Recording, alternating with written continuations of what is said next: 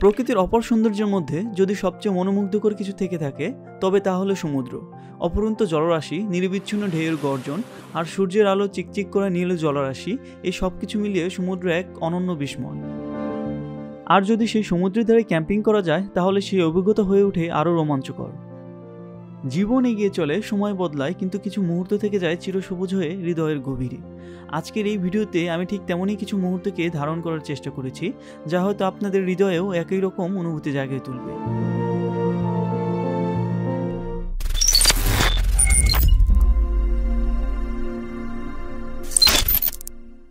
দীর্ঘদিনের পরিকল্পনা, প্রস্তুতি এবং উত্তেজনার পর অবশেষে আজ আমাদের স্বপ্ন বাস্তবে রূপ নিতে চলেছে। বাড়ি থেকে বের হতেই শুরু হয়ে যাচ্ছে আমাদের নতুন অ্যাডভেঞ্চার, যেখানে প্রতিটি বাঁক, প্রতিটি স্টপ এবং প্রতিটি মুহূর্ত হবে এক নতুন গল্প, এক নতুন অভিজ্ঞতা।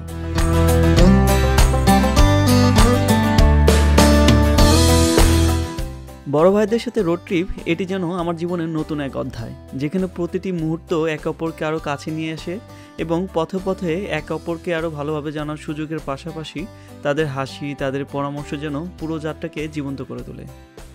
কখনো রাস্তায় উড়ে চলে আসে এই স্নিগ্ধ হাওয়া, আর এই হাওয়া যেন আমাদের মনে প্রশান্তি এনে দেয় এবং এর শীতল পরশে আমাদের ভিতরে সব চিন্তা দূর হয়ে যায়। একদিকে প্রাকৃতিক সৌন্দর্য, অন্যদিকে জীবনের নতুন রং, একে একে আমাদের পথ চলা হয়ে ওঠে এক মনোমুগ্ধকর যাত্রা। এই রোড ট্রিপ শুধুমাত্র একটি ভ্রমণ নয়, এটি একটি অনুভূতির নাম, যেখানে আমরা আমাদের চিন্তা, আবেগ এবং স্বপ্ন নিয়ে পথের শেষ প্রান্তে পৌঁছানোর জন্য চলতে থাকি। এই যে আইল্যান্ডটি দেখতে পাচ্ছেন, এটা কিন্তু আর থাকবে না। আধা ঘন্টা পরে জোয়ারের পানিতে এটা আর থাকবে না।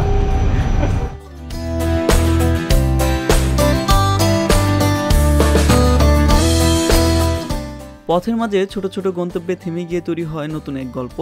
প্রতিটি স্টপ হয়ে ওঠে নতুন এক স্মৃতি, আর এই স্মৃতিগুলো চিরকাল আমাদের সঙ্গে থাকবে যেন সময়ের সিলমোহর হয়ে। এজন্য এক অমর গল্প, যা কখনোই শেষ হবে না। গোল্ড কোস্ট থেকে প্রায় 2 ঘন্টা পর পৌঁছালাম নর্থ স্ট্র্যাটবুক আইল্যান্ডের ডানওয়েজ ফেরি টার্মিনালে, আর এখান থেকে আমরা এখন যাব আমাদের ক্যাম্পিং সাইটে।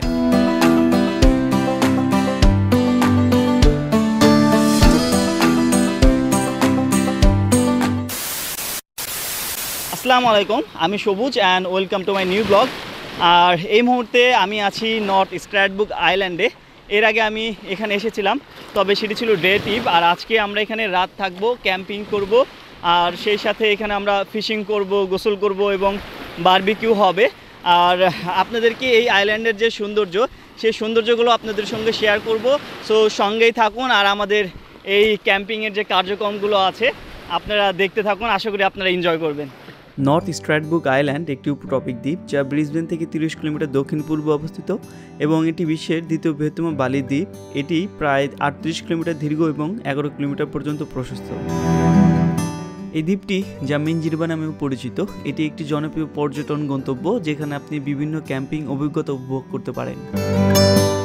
এখানে সৈকতের ধারে বিভিন্ন ক্যাম্পগ্রাউন্ড রয়েছে, যেমন ডাউনউইচ, অ্যামিটি পয়েন্ট এবং পয়েন্ট লুকআউট। 4 হুইল ড্রাইভ গাড়ি নিয়ে আসলে ফ্লিন্ডার্স বিচ এবং মেইন বিচে ক্যাম্পিং করার সুবিধা পাওয়া যায়। যদি আপনি ক্যাম্পিং পছন্দ না করেন তবে গ্ল্যাম্পিং অপশনও পাওয়া যায়, যেখানে আপনি বিলাসবহুল ক্যাম্পিংয়ের অভিজ্ঞতা উপভোগ করতে পারবেন। Cylinder beach, Eder rock, Amity point এবং ব্র্যাডবেরি বিচে এসব গ্ল্যাম্পিং সাইট পাওয়া যায়। তবে আজকে আমরা ক্যাম্পিং করব অ্যামিটি পয়েন্টে, এটি বিচের পাশে অবস্থিত। আর ডানউইচ ফেরিঘাট থেকে গাড়ি করে এখানে আসতে সময় লাগে প্রায় 45 মিনিট। এটি একটি চমৎকার জায়গা, যেখানে আপনি প্রকৃতির মধ্যে সময় কাটাতে পারবেন এবং স্ট্র্যাডির অপরূপ সৌন্দর্য উপভোগ করতে পারবেন।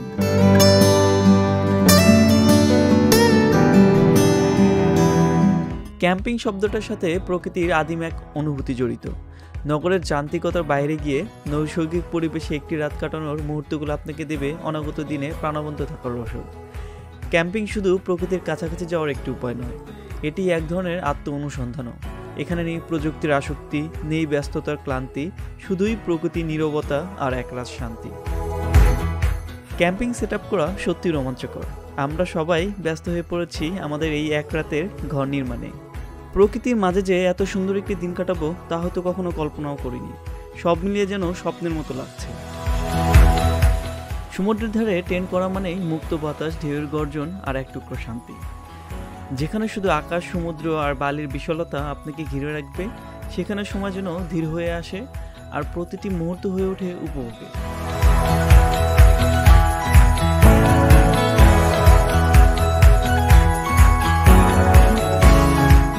টেন্টের দরজা খুলতে চোখে পড়বে দিগন্তজোড়া নীল জলরাশি। সূর্যের সোনালি আলো যখন সমুদ্রের বুকে প্রতিফলিত হয় তখন মনে হবে যেন স্বপ্নের কোনো জগতে চলে এসেছি। আর এই স্বপ্নের জগৎ আরও সুন্দর হয় যখন এরকম একদল ডলফিনের ছোটাছুটি দেখতে পাই।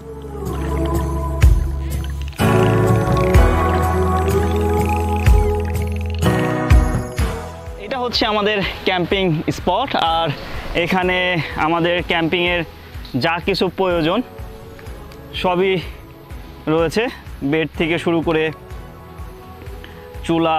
এখানে ইমন ভাই চুলা সেট করতেছে। সো আজকে এখানে বারবিকিউ হবে। ভাই দাদা বিরিয়ানি রান্না হবে? বিরিয়ানি আর কি কি আছে ইমন ভাই? Stake, beef. সো আমাদের যা কিছু প্রয়োজন আমাদের খাবারের জন্য সব কিছু আমরা নিয়ে এসেছি। আর এখানে আমরা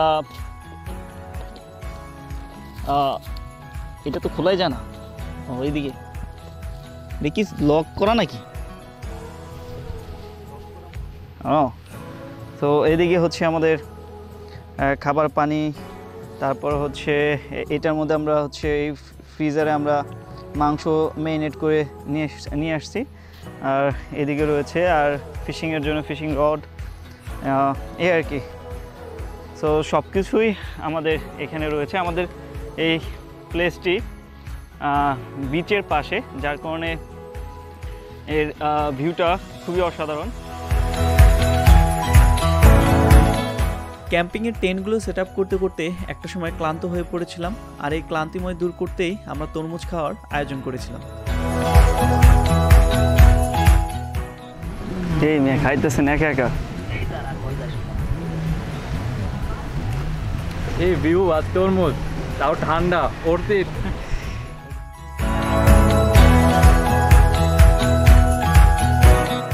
একটা আইল্যান্ডের মধ্যে এই গরমে তরমুজ খাওয়ার যে আনন্দ, এটা কখনোই ভাষায় প্রকাশ করা যাবে না।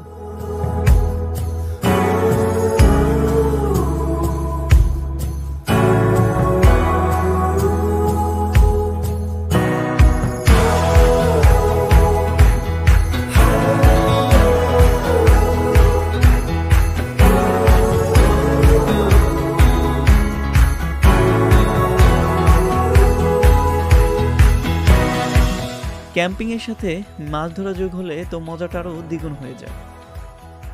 প্রকৃতির মাঝে সাগরের ধারে বসে ফিশিং করার অনুভূতি সত্যি অন্যরকম। একদিকে বাতাসের শীতল পরশ, অন্যদিকে হালকা ঢেউ, এর মাঝে যদি ধৈর্য করে অপেক্ষা করতে পারি তাহলে একসময় হাতের রডে টান পড়বেই। আমরা সবাই ফিশিং রড দিয়ে মাছ ধরার চেষ্টা করেছিলাম, তবে আমাদের মধ্যে সর্বপ্রথম ইমরান ভাই মাছ ধরার সৌভাগ্য অর্জন করেছিলেন।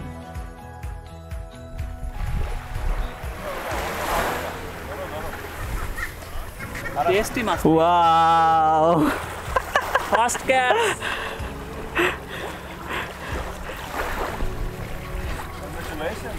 কনগ্রাচুলেশনস ভাই। এখন তাহলে এটার জন্য একটা ইয়া লাগবে, পানি জিয়ায় রাখার জন্য। পানিতে রাখো।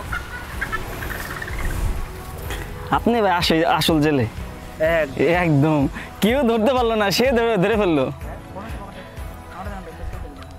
আর ওই যে নিও। হ্যাঁ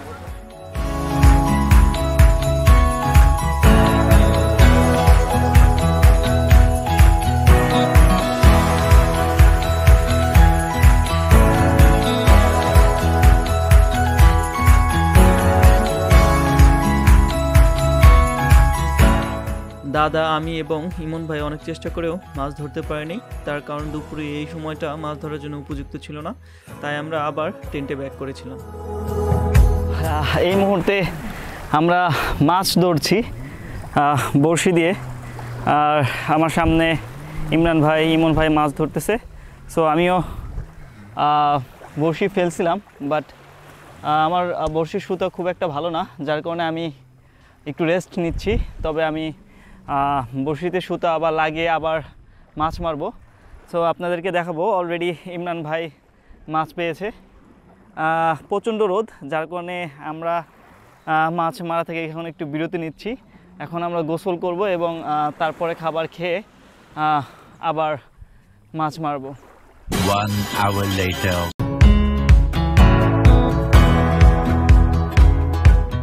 ক্যাম্পিংয়ে সাধারণত রান্নার সুযোগ খুবই সীমিত থাকে, তাই ঝামেলা ছাড়াই তৈরি করা যায় এমন খাবারই সবাই বেছে নেয়।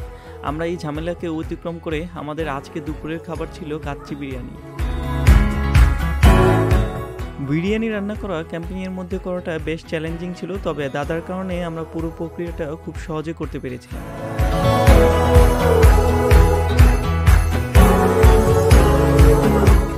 সাগরের পাশে বসে বিরিয়ানি খাওয়া, সেই সাথে সবার সাথে বসে গল্প আড্ডা দেওয়া এক দারুণ অনুভূতি।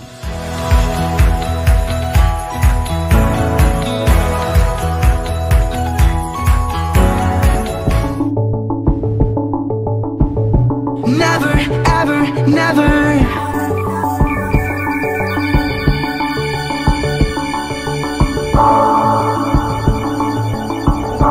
Never, ever, never.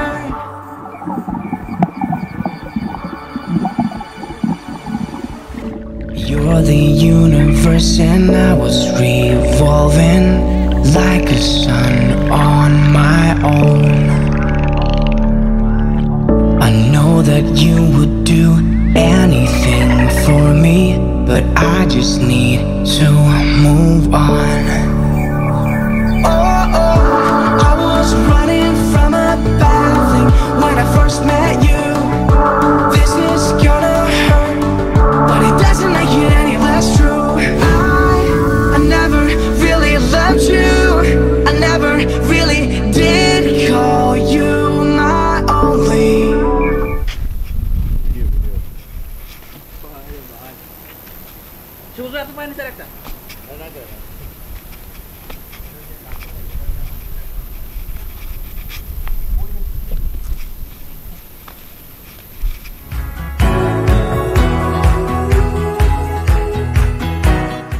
এই মুহূর্তে আমরা আছি এই আইল্যান্ডের মাঝখানে একটি ব্রাউন লেকে, আর এটি মিঠা পানির একটি লেক।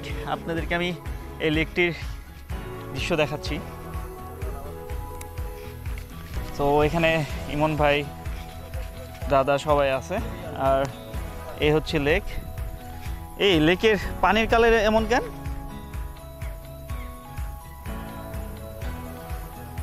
পানির কালার দেখছেন? এটা হচ্ছে আপনার ওই গাছগুলা টি ট্রি বলে মনে হয়, তো ওটার থেকে যে পাতাটা পড়ে ওটার থেকে এই কালারটা বের হয়। এই কারণে পুরা এজগুলা হচ্ছে সব সিমিলার কালার, এগুলো ময়লা না, যেটা আমরা যে চা খাই সিমিলার।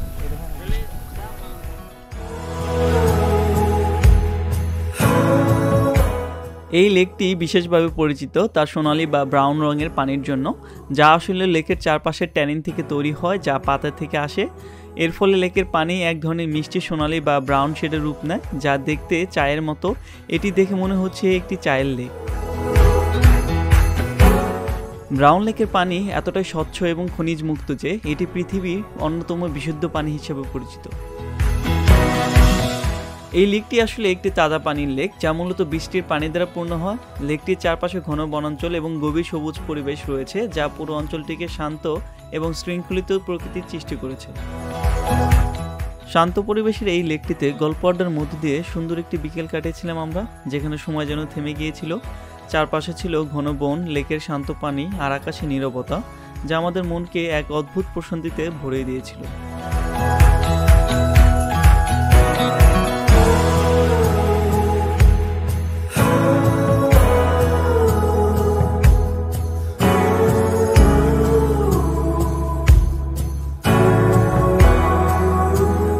চাইলেই তুমি হারিয়ে যাও রাজাহীন কোন রাজ্যে, জনশূন্য কোন রাজ্যে।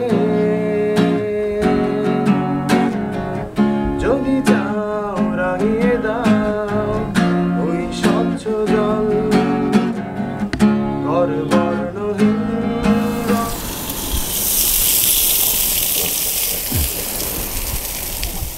চারপাশে প্রকৃতির নীরবতা আর ধোঁয়াটে বারবিকিউর সুগন্ধ এ এক অনন্য অভিজ্ঞতা।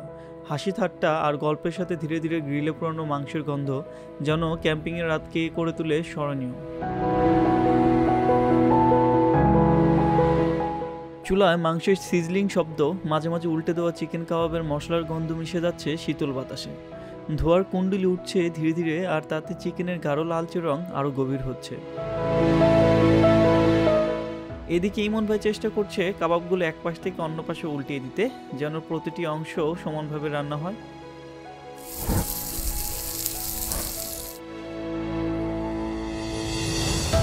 রুটির সাথে বারবিকিউ, এই দুইয়ের কম্বিনেশন আসলেই অতুলনীয়। ধোয়াটে মশলাদার বারবিকিউ মাংস আর গরম নরম রুটির সংমিশ্রণ স্বাদ এনে দেয় এক অনন্য মাত্রা।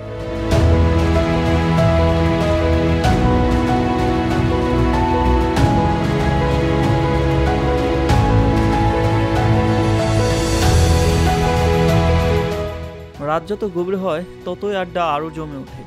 ক্যাম্পিংয়ের রাতের আসল আনন্দ যেন এটাই, একসাথে বসে ভাগ করে নেওয়া হাসি, গল্প আর ধোয়াটে মশলাদার বারবিকিউর প্রতিটি সুস্বাদু কামড়। এই রাত হয়তো ফুরিয়ে যাবে, কিন্তু এই মুহূর্তগুলো থেকে যাবে স্মৃতির পাতায় চিরদিনের জন্য। আমাদের চুলার আগুন আস্তে আস্তে ম্লান হয়ে আসছে, কিন্তু আড্ডার উষ্ণতা এখনও পুরোপুরি শেষ হয়নি। হয়তো বছর কেটে যাবে, জীবন বদলে যাবে, কিন্তু কোনো একদিন এক আড্ডায়, কোনো এক নীরব রাতে কেউ না কেউ বলবেই, মনে আছে সেই রাতের ক্যাম্পিংয়ের কথা, যেখানে বারবিকিউ খেতে খেতে কি দারুণ সময় কাটিয়েছিলাম। আর তখনই সবাই ফিরে যাবে সেই রাতের স্মৃতিতে, মনে মনে আবার অনুভব করবে সেই স্বাদ, সেই উষ্ণতা, সেই ভালোবাসা যা কখনোই হারিয়ে যাবে না। গভীর রাতে যেখানে দাদা আর ইমরান ভাই ঘুমানোয় ব্যস্ত, সেখানে আমি আর ইমন ভাই অন্ধকারে বেরিয়ে পড়েছিলাম মাছ ধরতে। আমার অনেকগুলো মাছ ধরার সৌভাগ্য হলেও সেখানে ইমন ভাই অনেক সুযোগ পেয়েও মাছ তুলতে পারেনি। আমি জীবনের মাছ ধরার সবচেয়ে বেশি আনন্দ পেয়েছিলাম সেই রাতে। স্মৃতির পাতায় অনেকগুলো স্মৃতি নিয়ে এখানে শেষ করছি। দেখা হবে পরের কোনো ভিডিওতে। সে পর্যন্ত ভালো থাকবেন, সুস্থ থাকবেন। আল্লাহ হাফেজ।